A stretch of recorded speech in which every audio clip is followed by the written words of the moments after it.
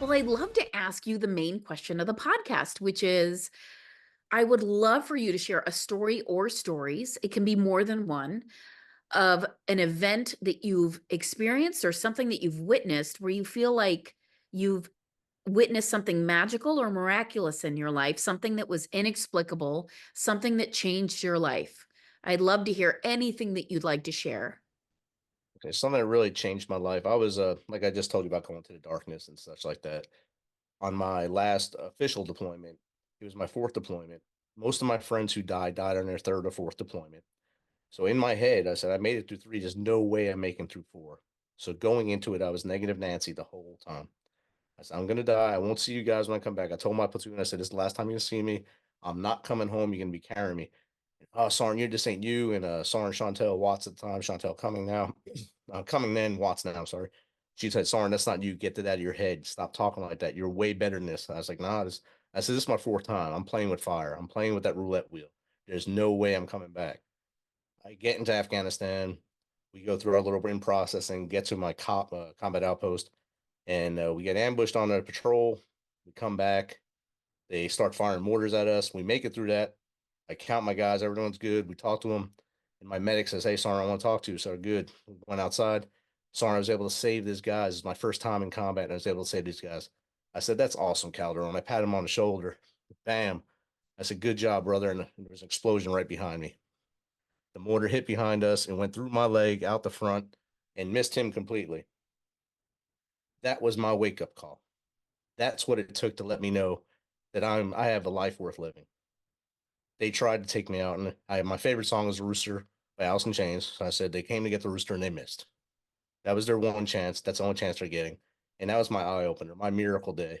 I called my wife from the operating right before I went to operation. I said, "Look, we're getting into that license plate where we talked about the free one."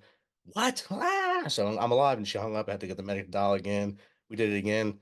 Then after I came out of anesthesia, I talked to her, talked to my parents, and they all said the same thing. You should have never been negative going in. And from that day on, I was forward thinking, positive thinking, everything's going to be all right.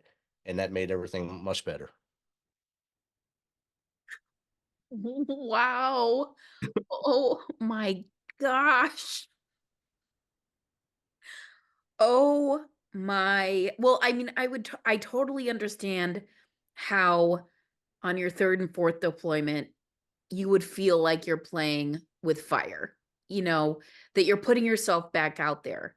That that roulette wheel is spinning and the luck's going to run out.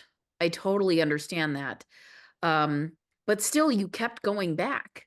And you must have been just, was it because you believed in the mission so fiercely, or you didn't want to leave your people, or you love the army? Why did you keep going back?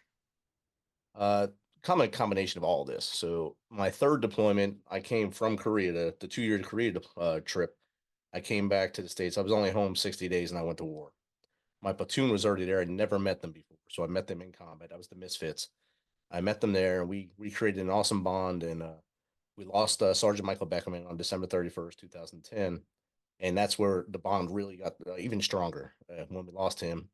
And from that point, it was like I said before, I kept them all together, but I had this anger in me at the Taliban and all everyone else in the world I was mad at. And so when they came up, the next deployment was to be advisors. I volunteered. I'm going, even though I knew it was my fourth deployment and all that bad stuff could happen. Raised my hand, and said, I'm going. I said, send me. And let my platoon. One of my squad leaders took over the platoon. I went to the advisor role and did that. So patriotism, served my brother and sister, and then the last one was kind of payback, payback, revenge tour, and it kind of bit me when I got that negative thoughts in my head. But then when it hit me, the positivity came out and everything worked out in the end. And I would, I'm sure you were whisked off to have an operation to take care of your injury. And then do you come back to the States to recover, or how does that work? They wanted me to. They wanted me to go to Germany and go back to the States. I said, no, I got to get back into the fight. Got to get back out there. So they put me on crutches. I got on this old Russian helicopter and flew back to my base within 32 hours.